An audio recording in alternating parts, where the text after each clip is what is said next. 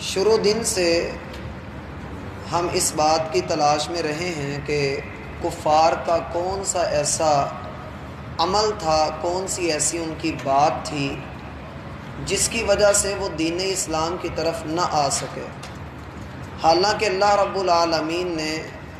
اپنی تمام تر رحمت کے ساتھ محمد الرسول اللہ صلی اللہ علیہ وسلم کو مبعوث فرمایا، اور جنت کے تذکرے اور پھر اللہ رب العالمین کی طرف سے برکتوں کا ظہور یہ ہر ایک کے سامنے ہو رہا تھا۔ اس کے باوجود بھی دنیا کفر اپنی ہٹ درمی میں اور اپنی سرکشی میں دن بدن آگے بڑھتی جا رہی تھی۔ اس کی وجہ کیا تھی؟ قرآن کریم فرقان حمید وہ وجہ بھی بیان کرتا ہے، ان کا جرم بھی بیان کرتا ہے، اور پھر ان کی کیفیت اور حالت بھی بتاتا ہے۔ اللہ رب العالمین ارشاد فرماتے ہیں وَقَالَ الَّذِينَ كَفَرُوا لَن نُؤْمِنَ بِهَذَا الْقُرْآنِ، کفار نے یہ بات کہی تھی کہ ہم اس قرآن پر ایمان لائیں گے ہی نہیں، چاہے جو مرضی ہو جائے۔ وجہ کیا تھی؟ اس کے لیے اگر ہم قرآن کریم کا سرسری جائزہ لیں، طائرانہ نگاہ دوڑائیں، تو یہ بات معلوم ہوتی ہے کہ یہ کافر رسول اللہ صلی اللہ علیہ وسلم پر ایک اعتراض بڑی شد و مد کے ساتھ یہ کرتے تھے کہ کیا اللہ کو تو ہی ملا نبی بنانے کے لیے جس کا آگے پیچھے کوئی والی وارث نہیں ہے، جس کے پاس کوئی مال و دولت موجود نہیں ہے؟ اللہ رب العالمین کو صرف یہی ملا، دو پہاڑوں کے درمیان جو بستی واقع ہے، اللہ رب العالمین کو پوری بستی میں اور کوئی نظر نہ آیا، اللہ کو صرف تو ہی ملا۔ معیشت کے اعتبار سے تو کمزور ہے، افرادی قوت کے اعتبار سے تو کمزور ہے، اور تو باتیں بھی ہماری جیسی ہی کرتا ہے، یہ قرآن کی باتیں کر دینا کوئی بڑی بات نہیں ہے۔ جب انہوں نے یہ بات کہی تو بجائے یہ کہ ان کی ساری باتوں کا جواب دیا جاتا، اللہ رب العالمین نے ان سے کہا کہ اگر آپ اس کو آسان سمجھتے ہیں، یہ باتیں کرنا، قرآن کے جیسا بولنا، اس کے جیسے لفظ لے کر آنا آپ آسان سمجھتے ہیں، تو آپ لے کر آئیے، اس جیسا کچھ بنا کر دکھائیے، کوئی کلام ہمارے سامنے رکھیے، کچھ اپنی سنائیے، کچھ ہماری سنیے، تو پھر ہم دلیل کی زور کے اوپر دلیل کے میدان میں بیٹھ کر بات کریں گے۔ یوں نظریات کو تضلیل کے ساتھ رد کر دینا اور دلائل سے آنکھیں بند کر کے پیچھے ہٹ جانا، یہ عقل والوں کا شیوا نہیں ہے۔ کفار نے اپنی کوششیں شروع کی، اور کئی لوگ اس کوشش میں بڑی دیر تک سرگرداں بھی رہے، لیکن بالآخر وہ اس بات کو ماننے پر مجبور ہو گئے کہ یہ قرآن اللہ کا کلام نہیں ہے۔ اب چاہیے تو یہ تھا کہ جب وہ یہ بات مان لیتے کہ یہ اللہ کا کلام نہیں ہے اور کفر کے اندر اور بڑھ گئے، ان کو چاہیے تھا کہ یہ اپنے اوپر غور کرتے، لیکن ایک تو انہوں نے غور نہیں کیا، دوسرے کچھ لوگ وہ تھے جو اس بات کو مان گئے کہ یہ کسی انسان کا کلام نہیں ہے، یہ واقعتاً اللہ کا کلام ہے۔ جب انہوں نے اس بات کو مان لیا کہ یہ اللہ کا کلام ہے، تو پھر دو طرح کے لوگ وجود میں آئے۔ ایک تو وہ تھے جنہوں نے چپ کر کے اسلام قبول کر لیا، اور دوسرے وہ تھے جنہوں نے مزید ہٹ درمی کا اظہار کرتے ہوئے کہا لن نؤمن بہذا القرآن، ہم اس قرآن پر ایمان بھی نہیں لائیں گے، ولا بالذی بین یدیہ، تم باقی کتابوں کا حوالہ دیتے ہو، تورات، زبور، انجیل، اور ہمیں ابراہیم علیہ السلام کی یاد دلاتے ہو، تو سن لو، نہ ہم اس کو مانتے ہیں نہ ہم ان کو مانتے ہیں، ہم کسی کو بھی نہیں مانتے۔ یہ ہٹ درمی کا اظہار ہے۔ اس کا یہ مطلب ہرگز نہیں کہ وہ پہلی کتابوں کا انکار کرتے تھے، وہ پہلی کتابوں کو مانتے تھے، بلکہ قرآن تو یہ بھی بتاتا ہے، انہوں نے کہا کہ اے محمد صلی اللہ علیہ وسلم، تم بھی ویسا ہی معجزہ لے آؤ جیسا موسیٰ علیہ السلام لے کر آئے تھے، تم بھی ویسی کتاب لے آؤ جیسی موسیٰ علیہ السلام لکھی ہوئی کتاب لے کر آئے تھے، تو ہم بھی تم پر ایمان لے آئیں گے۔ تو یہ ہٹ درمی کا اظہار کر رہے ہیں۔ یہ بالکل ویسا ہٹ درمی کا اظہار ہے جیسا آپ نے تراویح میں بھی سنا ہوگا کہ موسیٰ علیہ السلام کو بنی اسرائیل نے کہا لن نؤمن لک حتی نری اللہ جہرا، ہم آپ پر ایمان نہیں لائیں گے جب تک اپنی آنکھوں سے اللہ کو نہ دیکھ لیں۔ اور یہ لوگ بھی ویسی ہی بات کر رہے ہیں، لن نؤمن بہذا القرآن، ہم اس قرآن پر ایمان نہیں لائیں گے، ولا بالذی بین یدیہ، نہ ہی اس سے پہلی کتابوں کے اوپر کوئی ایمان لے کر آئیں گے۔ بعینہ، آج کا مسلمان آپ اسے قرآن و سنت کی کوئی بات بتلائیے، وہ اس کی عقل کے میٹر کے اوپر پوری آتی ہے، اس کی عقل پر پوری اترتی ہے، وہ اس کو لے لیتا ہے، نہیں پوری اترتی وہ آگے سے نئی گیم سناتا ہے، یہ تو فلاں مکتب فکر کی حدیثیں ہیں، یہ تو تمہارے اپنوں کا کیا ہوا ترجمہ ہے، ورنہ ہم اس کو نہیں مانتے۔ لن نؤمن بہذا القرآن، سیدھا سیدھا اپنی زبان سے قرآن کا انکار کر کے چلا جاتا ہے۔ ولا بالذی بین یدیہ، اور قرآن کی تفسیر کے لیے آپ کوئی احادیث پیش کر دیں،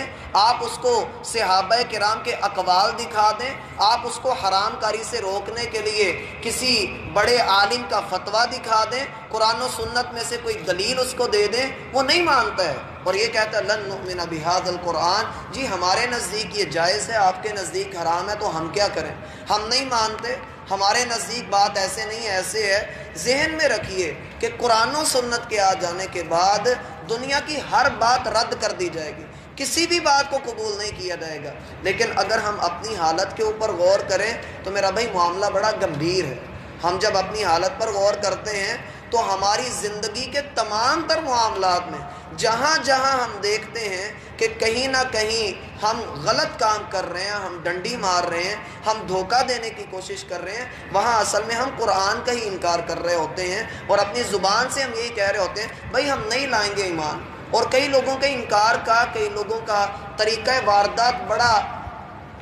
عجیب سا ہوتا ہے، وہ اپنے طریقہ واردات میں جسے کہتے ہیں کہ سانپ بھی مر جائے اور لاٹھی بھی نہ ٹوٹے، وہ یہ کرتے ہیں معاشرے کے ساتھ چلنا پڑتا ہے، مجبوری ہے کہ ہماری، جھوٹ نہ بولیں تو ہماری تجارت نہیں ہوتی ہے، سودی معاملات نہیں کریں گے تو ہم کیسے چل سکیں گے، ہم سروائیو نہیں کر سکتے تھی، اس لیے جو نا جی ہماری مجبوری کو سمجھیں، دین اتنی بھی سختی نہیں کرتا ہے، ہم صدقہ نکال دیتے ہیں، ہم زکوٰۃ نکال دیتے ہیں۔ میرا بھائی جو مرضی بندہ کرتا رہے، حرام کام کے اندر جب وہ ملوث ہوا ہے، آپ یقین کیجئے ایک انسان رات کے وقت میں تراویح ادا کرتا ہے، اگلے دن وہ سحری کے بعد فجر جماعت کے ساتھ نہیں ادا کرتا، اس کی تراویح کی کوئی ضرورت نہیں، اس کو ظہر کے اندر آپ صف کے اندر نہیں دیکھتے ہیں، اس کو ظہر کے وقت رات کو اس کے تراویح میں اس کے پاؤں کے اندر تھکاوٹ محسوس ہوتی ہے، لیکن نماز ظہر کے لیے اس کی پیشانی کے اوپر گرمی میں چلتے ہوئے ایک قطرہ پسینے کا نظر نہیں آتا، اس کی نمازوں کا اور اس کے روزوں کا، اس کی تراویحوں کا کوئی فائدہ نہیں۔ جو فرائض نہیں ادا کر رہا ہے وہ جتنے مرضی صدقات و خیرات کرتا رہے،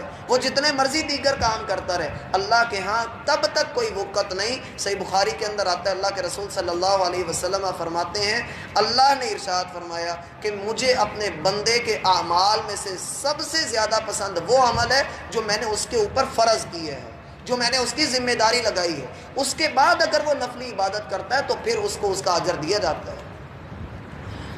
وَلَوْ تَرَىٰ إِذِ الظَّالِمُونَ، اگر آپ ظالموں کو دیکھیں، یہ جو ظالم، یہ جو آج قرآن کا انکار کر رہا ہے اور قرآنی تعلیمات کا انکار کر رہا ہے، آپ اس کو دیکھیے گا کل قیامت کے دن موقوفون عند ربہم، آج یہ انکار کرتا ہے کہ رب کھڑا نہیں کرے گا، اس کو ہم کھڑا کر لیں گے، یہ نہ بھی ہونا چاہے تب بھی ہم اس کو کھڑا کر لیں گے، ہم تو اس کو ایسا کھڑا کریں گے کہ جب ہم اپنی پنڈلی سے کپڑا ہٹائیں گے ہر مومن سجدے میں گر پڑے گا، ہم اسے کھڑا ہی رہنے دیں گے، ہم اسے سجدے کی توفیق بھی نہیں دیں گے۔ اللہ ہمیں محفوظ فرمائے۔ یرجع بعضهم الى بعض القول،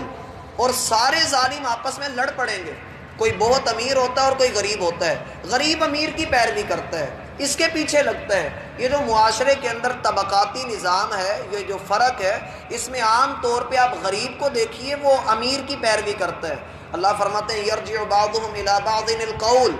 جس دن آنکھوں سے پردے ہٹ جائیں گے، حقیقت حال واضح ہو جائے گی، تب اس غریب کو پتہ لگ جائے گا کہ میں جس کے پیچھے لگ کے محمد الرسول اللہ کی نافرمانی کرتا رہا، دین اسلام سے پیچھے ہٹا رہا، یقول الذین استضعفوا للذین استکبروا، اس وقت سب سے کمزور شخص اٹھ کر اپنے سب سے بڑے چودھری کو کہے گا لولا انتم لکنا مؤمنین، اگر تو نہ ہوتا تو میں ایمان والا ہوتا۔ یہ صرف الزام دے رہا ہے، وگرنہ آگے ان کا جواب بھی ہے۔ جو امیر لوگ ہوں گے، جو بڑے چودھری لوگ ہوں گے، جنہوں نے لوگوں کو بہکایا ہوا ہوگا، وہ آگے سے کہیں گے، آپ اگلی آیت کو دیکھیے، اَنَحْنُ صَدَدْنَاكُمْ عَنِ الْهُدَىٰ، کیا ہم نے تمہیں روکا تھا بھائی؟ کیا ہم نے تمہارا ہاتھ پکڑ کر تمہیں کہا تھا کہ اس راستے پہ نہ جاؤ؟ ہم تو پہلے ہم تو خود نہیں جا رہے تھے، ہماری تو بات ہی ہو رہا ہے، ہمارا تو جرم ثابت ہو گیا کہ ہم نے خود اپنے مال کے نشے میں، اپنی دولت کے نشے میں ہم نے دین کو کوئی جو ہے وہ لفٹ نہیں کروائی، ہم دین کی طرف گئے نہیں، یہ تو ہماری اپنی مرضی تھی، لیکن کیا ہم نے تمہیں روکا تھا؟ اللہ کے بندو تمہاری اپنی خواہش یہ تھی، ہم نے تمہیں کہا، تم نے کہا جی چودھری صاحب ادھر لگے ہیں تو ہم بھی ادھر ہی لگے ہیں، تم بھی ہمارے پیچھے چل دیے، ہم نے تمہیں نہیں روکا تھا۔ بعد اذ جاءکم، ہدایت تمہارے پاس بھی آئی، ہمارے پاس بھی آئی، ہم نے جو ہے وہ ذرا کھل کے انکار کر دیا، تم نے ہمارے پیچھے لگ کے انکار کر دیا۔ بل کنتم مجرمین، تم بھی برابر کے مجرم ہو، تم نے بھی ویسا ہی کام کیا جیسا ہم نے کیا، ہاں بس الفاظ بدل گئے، اور یہ انسان کی فطرت ہے، اس سے کوئی غلط کام ہو جائے یہ الزام دوسروں کو دیتا ہے، اچھا کام خود نہ بھی کیا ہو تو اپنے سر کے اوپر ڈالنے کی کوشش کرتا ہے، یہ انسانی فطرت ہے۔ آگے ان کا کیا بنتا ہے اللہ رب العالمین مزید اگلی آیات کے اندر بیان